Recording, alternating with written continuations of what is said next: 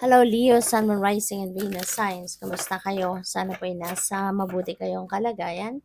Welcome back po sa Star Tarot. At kung bago kayo rito, welcome din po kayo. Please subscribe, like, share my videos, and leave me a comment kung naka-resonate po kayo. Thank you. So, first card ni Leo, we have the World, we have the Five of Water, we have the Knight of Earth. Ayan. So, the World, napakaganda nito. Kasi this is a time for accomplishment. This is a time for achievement. This is a time for ano ito um, pagtatapos, pagtatapos, things are going to come into full cycle.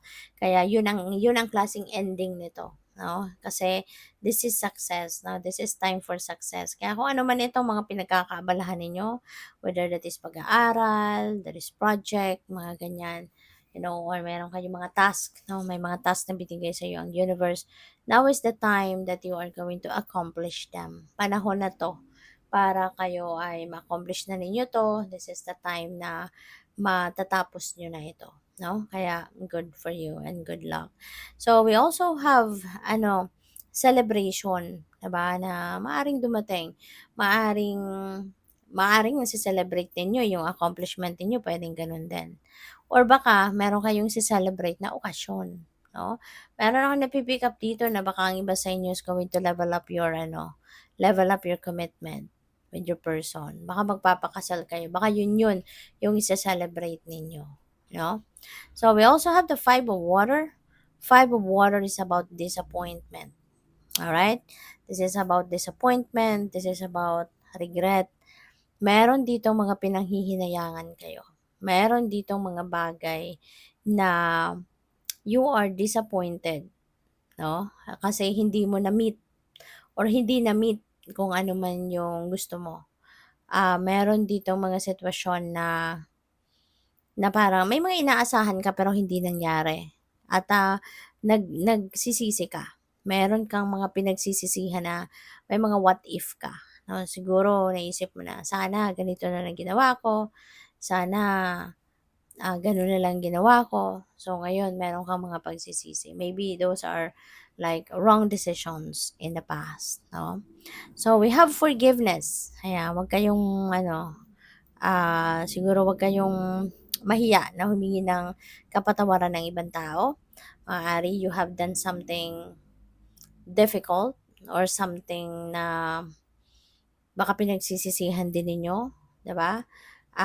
Sa iba, maaring may mga shortcomings na nagawa kayo. So, maaring hihingi din kayo ng forgiveness nila. Maaring ngayon hihingi ka ng kanilang kapatawaran or pwede rin, no, na may mga tao din na nakagawa ng hindi maganda sa'yo. Meron din mga tao na nakagawa ng pagkakamali sa'yo and that's why they are also going to ask for your forgiveness. Maaring ganun din ang ganap dyan.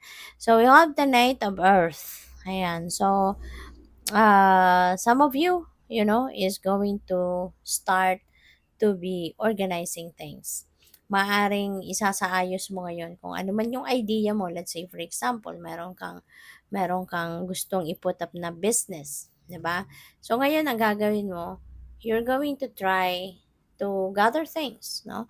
Iipunin mo siguro kung ano man mga kailangan mo. Siguro, gagawin mo ngayon na maging organisado ang lahat. Aayusin mo yung mga bagay-bagay na kakailanganin mo para diyan sa negosyong 'yan before you start, 'di ba? Taking action sa pagbuo ng or pag-implement ng negosyong 'yan. Aayusin mo muna lahat. You are going to gather everything that you need, 'di ba? Yung ganyan. So, good luck sa iyo. So, tingnan natin kung ano pa ang ganap. And by the way, maraming salamat for subscribing. And if you haven't subscribed yet, subscribe na kayo. And also, maraming salamat din for not skipping the ads kasi malaking bagay din po yan sa akin. Thank you. And also, click the join button kung gusto po ninyo na mag-join sa membership. Okay? Thank you. So, we have the flow. Wow.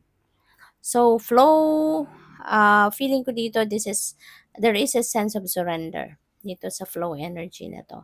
Maaari na ang iba sa inyo rito is going to realize na it's about time now for you to just go with the flow with life. 'Di ba? Kasi baka mararamdaman mo din sa ngayon na despite everything na ginawa mo, despite all the effort na ginawa mo, nag-exert ka ng so much effort into something, pero gano'n pa man, hindi pa rin nangyayari, 'di ba, kung ano siguro ang inaasahan mo. Kaya nga may mga disappointment ka, may mga regrets ka. Kasi parang parang pakiramdam mo sinayang ko ang oras ko dito pero wala naman nangyayari. So, maaari ngayon ano, mo na it's about time na for me to just offer everything to God. O I'll just offer everything to the divine. Parang gano'n ang maiisip ng iba sa inyo. Kasi despite everything that you have done, pero hindi pa rin nag-come to fruition ang ginagawa ninyo. Kaya ngayon, you're just going with the flow with life. Iaalay mo na lang lahat sa Panginoon. And Lord, kayo na pong bahala sa akin. 'Di ba? Guide me, help me. Ganon. So, we have cleanse. Ayan. So, siguro, kailangan din ninyo ngayon na mag-cleanse. You need to purify yourself, detoxify yourself. 'Di ba? Maaari na kailangan mong mag-declutter, ng mag-unload, kumbaga, no, ng mind chatter, mag-unload kayo ng mga, kung ano man ang mga kaanuhan sa isip mo, impurities, kumbaga. Kasi maaring yan ay nakakapag-contribute pa sa disappointment ninyo, sa gulo ng isip ninyo, 'di ba? Sa confusion ninyo, yung gano'n. At siguro may nararamdaman kayong parang bigat, no? Parang marami kayong baggages, no, sa sarili ninyo. Kaya kailangan din ninyo na mag-cleanse kayo. No, there are so many different things that you can do for your cleansing, your energy field.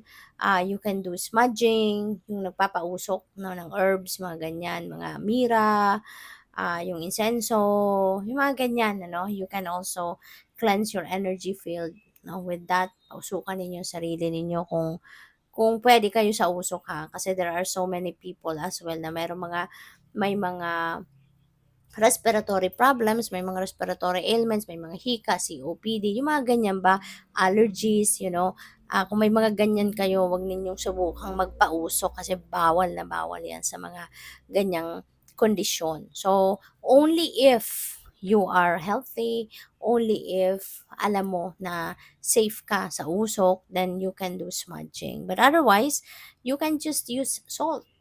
No, puwedeng gamitin mo yung salt, lagay mo diyan sa tubig na ipapaligo mo. Then you can use that water, no, with salt na pampaligo ninyo.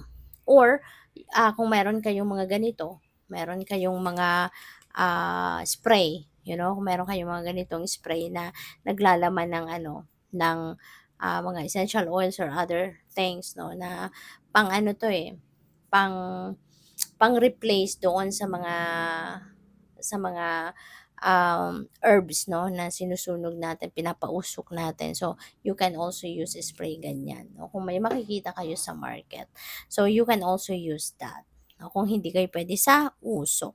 So, that is also one way, no, that you can cleanse your energy field. Nakakatulong yan na magpagaan ng pakiramdam. Or, you can also do meditation. So, isa din sa pinaka-effective way of unloading or decluttering your isip, 'di ba, ng kung anong kaguluhan, anong mga worries, yung negativity, 'no? Makakatulong sa iyo ng big time yung meditation. It can clear your energy talaga, 'no? Na maging maganda, maging positibo ang energy ninyo. Acceptance, maaaring um you are just, dahil meron tayong flow, siguro mararamdaman ninyo dito na I'd rather accept that ganito talaga ang buhay. 'Di ba? Meron talaga mga bagay na hindi para sa akin. May mga bagay talaga na kahit anong gawin ko, hindi talaga ito magka-come to fruition. Kasi nga, baka ma-realize din ninyo, no, na, 'di ba, kung hindi ukol, hindi bubukol. 'Di ba? Kaya maaaring isa 'yan ano, sa tatanggapin niyo na sa ngayon. Maybe that is one thing that you're also going to accept na lahat talaga, 'di ba? May mga bagay na hindi mo kontrolado kaya mas magandang lahat na lang ialay natin sa universe, ialay natin sa Panginoon. Let's just allow God, 'di ba? To unfold things, no, para sa atin kung ano man ang kaloob niya. So, good luck. Thank you for watching. Love and light. Namaste.